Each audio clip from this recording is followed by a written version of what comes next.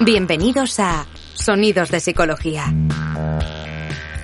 el podcast del Colegio Oficial de la Psicología de Madrid. Un espacio para entender la psicología y el mundo que nos rodea. Hoy hablemos de suicidio. Hola a todas, hola a todos. En primer lugar me gustaría presentarme. Yo soy Luis Fernando López Martínez, soy psicólogo general sanitario, psicoterapeuta de adultos y adolescentes, psicodirector del proyecto ISNIS. Me gustaría poder agradecer la invitación del Colegio Oficial de la Psicología de Madrid a este importante evento, a esta importante línea estratégica para la prevención de la conducta suicida, donde vamos a poner voz al abordaje desde una mirada integral al fenómeno del suicidio, donde vamos a ser acompañados con grandes profesionales, todos ellos expertos en sus diferentes áreas de trabajo, que nos van a permitir ampliar una mirada preventiva, complementaria, enriquecida de las diferentes variables que median en problemas tan complejos como son el comportamiento y la conducta suicida, y también con comportamientos autodestructivos tan importantes como pudieran ser las autolesiones. Desde el programa Hablemos del Suicidio he tenido la suerte de poder coordinar técnicamente el gran elenco de profesionales expertos, cada uno sobre diferentes materias, que nos van a hablar, que nos van a exponer desde su visión, desde su mirada integral a estos fenómenos complejos, cuál es el campo de trabajo, cuáles son los retos y desafíos futuros que vamos y debemos atender para poder prevenir un fenómeno que sin duda y sin ningún tipo de limitaciones necesita de una atención y de una mirada pública. En este primer episodio de la serie de Sonidos de la Psicología, dentro y enmarcado dentro del programa de Hablemos del Suicidio, me gustaría poder hablaros acerca de la epidemiología de la ideación suicida. Como sabéis, la ideación suicida, el pensamiento autolítico, o los pensamientos de acabar con la propia vida, pueden variar en función de la severidad, de la intensidad, de la frecuencia, pero sobre todo en función de la concreción de los planes acerca de provocarse la propia muerte y sobre todo de la voluntad de poder llevarlos a cabo. Fijaos en este sentido que la ideación suicida puede expresarse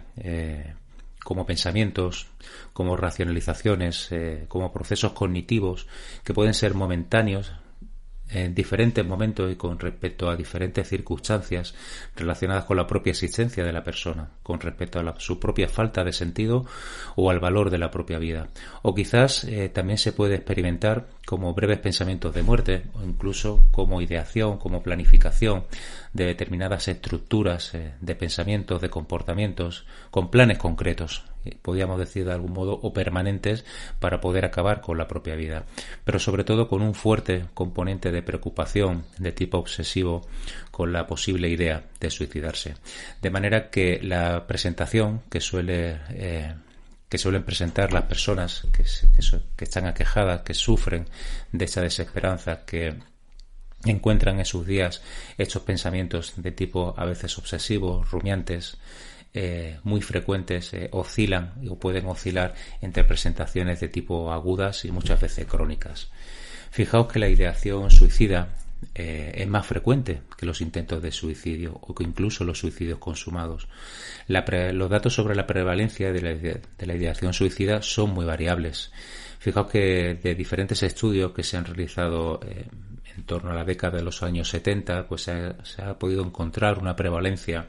quizás de entre un 2 y un 18%, dependiendo sobre todo del entorno y la contextualización donde se ha realizado el estudio, y sobre todo la prevalencia que se ha realizado dependiendo de los meses, dependiendo de la cultura de inmersión del sujeto con este tipo de ideaciones.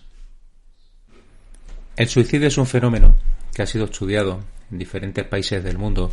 desde el punto de vista no únicamente sanitario y clínico, sino también desde el punto de vista de todos los cambios sociales, culturales, económicos y también tecnológicos de recorrido muy reciente, donde el fenómeno se ha convertido en un gran problema de salud pública. Fijaos que la historia del suicidio, la epidemiología del suicidio a nivel mundial y sobre todo con respecto a las investigaciones epidemiológicas realizadas por diferentes autores de de gran trayectoria profesional y académica, no únicamente considera los aspectos neurobiológicos, es decir, la predisposición genética, sino que también se han estudiado aspectos tan importantes como son la desesperanza, los trastornos psiquiátricos, inclusive el embarazo, el bullying escolar, el maltrato escolar, el ciberbullying, el maltrato también cibernético, las situaciones sociales como hemos vivido, pandémicas relacionadas con la COVID-19, el desempleo, quizás también el consumo indiscriminado de la tecnología, el abuso de sustancias que sin duda componen y se han realizado diversos estudios donde se muestran los diferentes factores de riesgo que median en ese factor biopsicosocial y también tecnológico que influye y que circunscribe a la conducta suicida.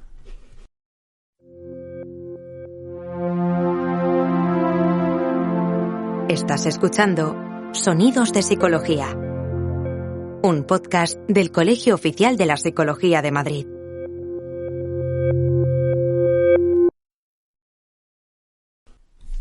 Si aportamos datos estadísticos dentro de nuestro país, podemos decir que en España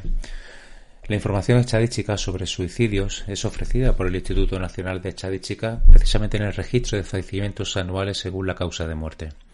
La información oficial más actual que disponemos y que podemos ofreceros en este momento dentro del podcast Sonidos de la Psicología corresponde a la del año 2019. Fijaos que en este año, pues un total de 3.671 personas fallecieron por esta causa en nuestro país. Fallecieron 3.671 personas por suicidio, lo que supone un aumento respecto a 2018, año en el que la cifra se elevó a 3.539 personas fallecidas por muerte por suicidio. Según estos datos del Instituto Nacional de Estadística, de las personas fallecidas por esta causa, 2.771 fueron hombres y 900 fueron mujeres, por lo que continúan falleciendo el triple de hombres que de mujeres por esta razón. En este sentido, entramos en lo que denominamos la paradoja del género, donde parece ser que los hombres se suicidan más que las mujeres. Sin embargo, la proporción de tentativas de suicidio es 3-1, es decir, por cada 3 mujeres que intentan suicidarse lo intenta un hombre. Pero la mortalidad, los suicidios consumados son mucho mayores y se datan de forma consumada en los hombres debido a la letalidad del método empleado para provocarse la autolesión. De estos datos del Instituto de Estadística es importante rescatar que en España se producen 10 suicidios al día y que se registra un suicidio cada 2 horas y media y que 3 de cada 4 suicidios, como hemos comentado, lo cometían los varones. En España, fijaos que fallecen por cada suicidio el doble de personas que por accidentes de tráfico, 11 veces más que por homicidios y 80 veces más que por la violencia de género. Y que somos muchos los expertos que calculamos que más de 8.000 personas intentan quitarse la vida cada año y que como consecuencia de ello pues sufren determinados procesos psíquicos y físicos que deben ser atendidos de forma urgente, ya que son poblaciones que mantienen un alto riesgo hacia su propia vida. El mayor número de suicidios, fijaos que el 40% se produce en la franja de edad entre los 40 y los 59 años de edad y que por cada 1.000 suicidios que se producen se datan entre personas mayores de 70 años. El riesgo de suicidio, sin embargo, aumenta muchísimo con la edad y la mayor tasa de suicidio se da en varones de más de 79 años. Y en edades tempranas, pues el riesgo de suicidio echa un aumento. Los datos que nos han aportado sobre ingresos psiquiátricos y sobre la atención infanto-juvenil en servicios especializados en salud mental post-pandemia nos reflejan la necesidad y la urgente necesidad de materia de ampliación de recursos humanos y técnicos en función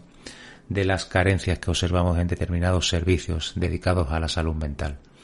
Tristemente, el suicidio se ha convertido en la primera causa de muerte no natural, no únicamente ya de población adulta, sino también en población infanto-juvenil, de edades comprendidas entre los 15 y los 29 años de edad, donde el método empleado, quizás el más utilizado, sea el ahorcamiento, en casi la mitad de los suicidios y que el 52% de los hombres que se quitan la vida recurren precisamente a este método. Sin embargo, las mujeres, en cuanto a la metodología utilizada, el más frecuente es saltar desde un lugar elevado, la precipitación desde un lugar elevado, en torno al 40%. El suicidio, como podemos escuchar y como podemos observar, es el mayor problema de salud pública, no únicamente en España, sino en Europa, con una tasa de prevalencia de cercana al 12 por cada 100.000 personas por casi 100.000 personas, y en España quizás esta tasa es menor, de un 7,79, y que a nivel mundial cada año se suicidan casi 1 millón de personas, es decir, 800.000 personas según la Organización Mundial de la Salud, y que por cada persona adulta que decide quitarse la vida, posiblemente más de otras 20 lo habían intentado, y que cada suicidio afecta íntimamente al menos a otras 6 personas. Fijaos que es importante mencionar que los expertos, en este sentido recordamos que de la amplia literatura científica, obrante y especializada, relacionada con el suicidio, pero más específicamente sobre la vulnerabilidad de las personas con determinadas enfermedades mentales, los datos estadísticos precisamente muestran que en la mayoría de los casos el deseo de morir no surge como un proceso de enfermedad mental, y sí surge en muchas ocasiones como respuesta a una crisis vital, sin que se haya diagnosticado un trastorno de base. Por eso es muy importante destacar que el suicidio no es una enfermedad mental, y que quizás en el conjunto de la población muchas personas han perdido, se han desorientado o no han encontrado el sentido de la propia vida cuando deben de enfrentarse a situaciones de dolor emocional intenso que viven y experimentan como intolerables y donde aparentemente su situación parece interminable. Con estos datos sobrantes, fue la propia Organización Mundial de la Salud la que reconocía que el suicidio es una prioridad de salud pública. El primer informe mundial de la Organización Mundial de la Salud sobre el suicidio, donde hablaba de la prevención del suicidio como un imperativo global, fue publicado allá por el 2014, donde precisamente lo que se procuraba era, en relación a los datos que se habían obtenido de la alta tasa de prevalencia de fallecimientos por suicidio que nos aportaba la epidemiología y los estudios acerca del fenómeno, pues procuraba precisamente aumentar la sensibilización de la población con respecto a la importancia de la prevención de la conducta suicida y sobre los intentos de suicidio como una estrategia de salud pública, otorgando quizás a la prevención del suicidio una alta prioridad en la agenda mundial de salud pública. Fijaos la importancia en este sentido de conocer la epidemiología de la conducta suicida para poder aumentar precisamente la sensibilidad de la comunidad y superar el tabú para que los países precisamente podamos avanzar en la prevención del suicidio. Dentro de esta sensibilidad de la comunidad, un aspecto especial merece el estigma y el tabú que como desafío y obstáculos futuro, de un modo particular en torno a los trastornos mentales y el suicidio, precisamente disuade a buscar ayuda a muchas personas que piensan en quitarse la vida o que ya han tratado de hacerlo y por lo tanto pues no reciben la ayuda que necesitan. La prevención del suicidio es una necesidad de urgente atención y mirada pública. Esperamos que con la línea estratégica seguida a través de los sonidos de la psicología enmarcados dentro del programa de Hablemos del Suicidio podamos aportar esa mirada integral, sensible, científica, acogedora y empática, donde podamos atender esos desafíos, estos retos futuros para la prevención del suicidio, donde cada uno de nosotros, profesionales, sociedad, familias, allegados, supervivientes, seamos un buen canal de prevención para prevenir la conducta suicida. Gracias por vuestra atención. Esperamos que hayas disfrutado de nuestro podcast. Puedes acceder a todos los contenidos a través de iVoox, Spotify, Apple Podcast, Google Podcast, canal YouTube y en la web del Colegio Oficial de la Psicología de Madrid. Te esperamos en el próximo episodio de